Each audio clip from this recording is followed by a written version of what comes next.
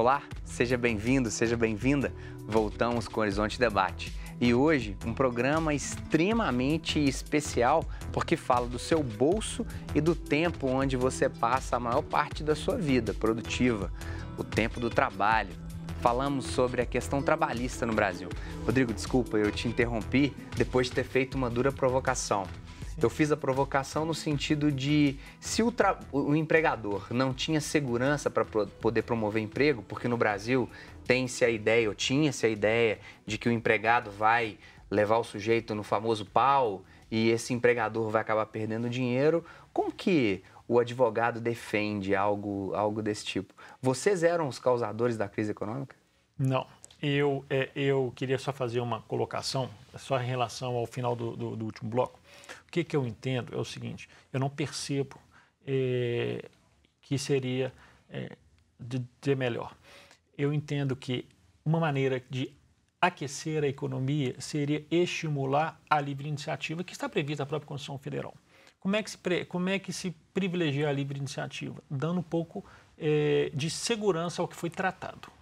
Dando segurança ao que foi tratado, você não necessariamente relativiza os direitos do trabalhador.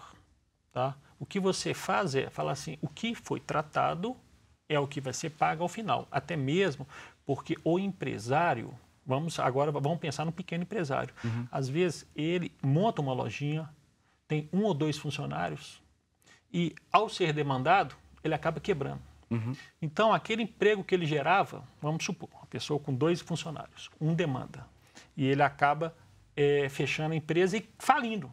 A lei trabalhista antiga, ela era responsável um pouco por isso? A lei era condescendente com o trabalhador ou, de forma como o Geraldo coloca, não, a lei defendia o trabalhador? Sim, a lei defendia muito o trabalhador e também tinha muita súmula que tendenciava a privilegiar o lado hipossuficiente, que é o lado do empregado. Uhum. Tá?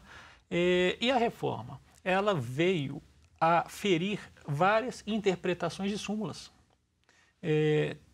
Muitas súmulas que antes interpretavam num sentido, a reforma trabalhista veio de maneira oposta. Por exemplo, o intervalo intra-jornada, horário de almoço. Se a pessoa, por exemplo, que trabalha mais de 6 horas até 8 horas, ela tem necessariamente de 1 a 2 horas de intervalo para repouso da alimentação, para o almoço, digamos assim, almoço e higiene, né? Escovar o dente e tudo mais. Se por um acaso estabelecia-se que essa pessoa ia gozar 1 hora apenas de intervalo e ela apenas usufruía 50 minutos, pagava-se todo o período, e não somente os 10 minutos. Tá? Mas por causa de 5 minutos, por causa de 10 minutos, sim, pagava-se todo o intervalo. E agora? Inclusive tinha orientação jurisprudencial nesse sentido. O próprio artigo 71 também estabelecia assim. E agora? A reforma trabalhista modificou isso. Agora, é clara a disposição que enfatiza aqui. Se o trabalhador não goza de todo o período intra-jornada, o empregador vai ter que indenizar tão somente o que faltou, o restante. Então, vamos supor, se a pessoa apenas tirou 50 minutos de intervalo, tá? O empregador vai ter que indenizar apenas os 10 minutos restantes. E essa parcela tem natureza indenizatória e não remuneratória. Qual que é a diferença prática nisso? A parcela de natureza indenizatória não incide o INSS. Então, fica um pouco mais barato. Tá? Então, eu entendo que a reforma trabalhista, ela, ao tentar fortalecer esses laços do que foi tratado, ela estimula o empresariado a ir à rua para abrir uma loja e abrir uma venda e, assim, ao contratar, vai estimular a economia. E não o contrário. Não adianta também dar totais direitos ao empregado, nenhum ao empregador, e aí também, obviamente, não vai ter sequer comércio. Eu vou usar a palavra bacana, hipossuficiente, o lado mais fraco, Geraldo, Paulo, Rodrigo. Não é estelionato eleitoral, porque o presidente Jair Bolsonaro, na época dos debates eleitorais, ele esteve, se não me engano, na bancada do Jornal Nacional, dizendo que, em breve, o trabalhador brasileiro precisaria escolher entre direitos ou ter o seu emprego. Quando o advogado diz que a antiga lei trabalhista, ela era, de fato, mais protetora desse lado hipossuficiente do trabalhador, Vamos chegar numa hora em que isso, e o presidente agora eleito, ele insiste em falar isso, em quase todos os discursos de trabalho ele fala isso, trabalhador, você vai ter que escolher entre o seu direito e o seu trabalho, quando a plateia, claro, são os empresários. Vocês acreditam nisso? Não, eu não acredito. A gente vê que, primeiro, eu acho que a gente não pode entregar a economia à anarquia do mercado. O mercado, né, se deixar desregulamentado, né, eles vão querer explorar ao máximo a mão de obra, né, mas isso não vai ter efeito prático na economia. A gente vê que quando a gente teve mais direitos, que foi durante o período pós-guerra, foi quando a economia, foram os anos dourados da economia, quando a economia mais cresceu. Né? E, ao contrário, quando se começou a retirar os direitos trabalhistas, né, as crises econômicas retornaram, né, quando os salários reduziram, né, a economia sofreu. Né? Então, eu acho que nós precisamos de investimento público, né, para movimentar a economia, e precisamos de ter também emprego e salários dignos para que as pessoas possam consumir. Geraldo, em que parte que o presidente está certo quando ele diz isso? Em nenhuma. Porque, literalmente, primeiro a gente precisa fazer uma retórica, né, e entender que é digno o trabalho, né, para o próprio sustento do trabalhador e da própria família. Num outro momento, é bom que se tenha em mente, e é bom que o telespectador, o trabalhador que está em casa assistindo, entenda essa posição. Quando você diz que precisa flexibilizar direito, você flexibiliza e retira direito de um trabalhador aquilo que estava preconizado, que era lei. No Estado de Direito, cumpre-se as leis. Isso não era cumprido. Então, quando o doutor, com todo respeito, quando ele coloca a situação do empresariado na questão do vínculo capital-trabalho, o que a gente vê é aliviar o bolso do empresariado. Né? Por quê? Porque à medida que ele ganhar mais, em função de retirar, flexibilizar direito do trabalhador, ele não distribui para tentar reduzir a desigualdade para o trabalhador, que é quem gerou aquela riqueza. Ele vai ficar com um lucro maior. E aí eu não concordo com essa posição de ele dizer que é para escolher, porque isso para mim é sinônimo de covardia. No momento em que existe uma desigualdade muito grande entre o trabalhador e o empregador. Né? Então, não vejo dessa forma, acho que isso não traz nenhum benefício, acho que em alguns quesitos dá sim para se debater, para se discutir e fazer algum assentamento de legislação anterior, mas não no sentido agora de flexibilizar e retirar na totalidade. Rodrigo, falamos então, portanto, de uma lei que de fato quer defender o lucro do capital, o lucro do empresário? Eu não vejo assim também, porque essa premissa eu entendo que ela não se torna verdadeira se partir do pressuposto que o empregado ele tem o mesmo poder aquisitivo que o próprio empresário. Porque, às vezes, o que a gente percebe no pequeno comércio, por exemplo, no centro da cidade, é que o empresário, ao montar um negócio, ele se endivida.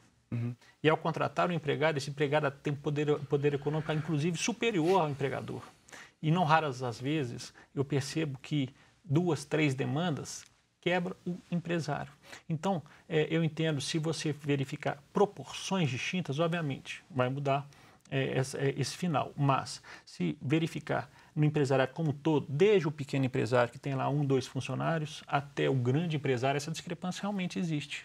Né?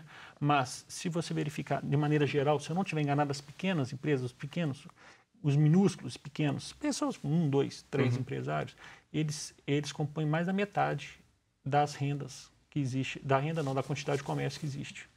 Então, se você for focar nesse tipo de empresariado, eu entendo que a reforma trabalhista ela tem sim a estimular este negócio. E estimulando este negócio, estimula-se também o quê? O emprego.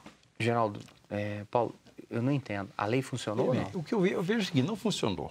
E a prova disso está aí para todo mundo ver.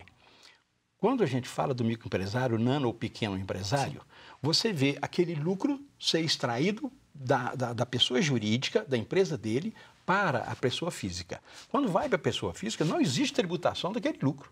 Diferentemente do trabalhador, que além de ganhar próximo a um salário mínimo, ele é tributado.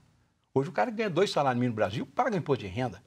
Então já é uma covardia a não correção da tabela do imposto de renda. Então, começa por aí. Então, quando se dá essa tratativa, eu entendo, quando você fala, doutor, que gera mais a atividade empresarial, porque é verdade, a economia do Brasil está centrada, não está centrada em grandes empresas, não está centrada em grandes conglomerados, está centrada em nano, micro e pequena empresa. Precisa haver um ajuste? Sim, mas em igualdade de condição e na tentativa de redução de desigualdade social. Isso e não deixar aconteceu nas costas do trabalhador. Existe uma diferença. O empresário, ele tem realmente a distribuição de lucro, a distribuição de lucro não é tributada. A distribuição de lucro quando há lucro. E sem ser a distribuição do lucro, ele recebe o prolabore. Então, o prolabore, sim, ele é tributado assim como o salário é tributado. Sim. E a distribuição de lucro, ela é tributada? Não. Não é tributada. Se houver lucro. Então, volto a dizer, se houver. Será que existe? Porque o que eu percebo é que as pessoas, elas às vezes acham que o empresário é aquela pessoa má que vai ter um grande lucro e não vai passar nada por empregado. E o que eu percebo hoje em dia é que as pessoas, o empresário, ele já percebeu que ter essa conduta, fazer isto não gera o crescimento da empresa. Ele já percebeu que ele tem que pagar uma participação para o empregado. Então, o que eu percebo que ocorre e que é muito comum? O empresário vê qual foi o lucro. Eu vou enfiar meu lucro todo no bolso? Não. Eu vou repassar, eu vou dar uma participação no lucro para os empregados também. O salário dele, ele vai ser misto. Vai ser parte fixa e parte variável, conforme a produção. Aí todo mundo ganha. Essa é a dinâmica do mercado que eu percebo hoje.